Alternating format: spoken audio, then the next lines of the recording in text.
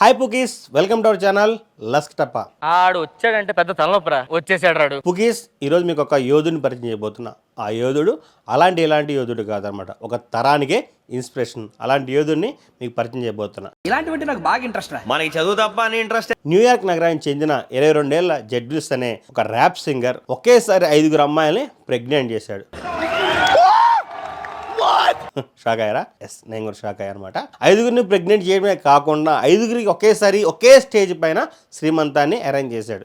మొత్తం అర్థమైపోయింది, ఈ ప్రపంచంలో ఏమీ లేదు నా లవ్వడా. ఈ విషయాన్ని తెలిసి ప్రపంచం అంతా ఆశ్చర్యపోయింది. న్యూయార్క్ కాబట్టి సరిపోయింది. అదే మన ఇండియాలో అయితే వాడి పరిస్థితి ఏందో మీ ఓకే వదిలేస్తున్నా.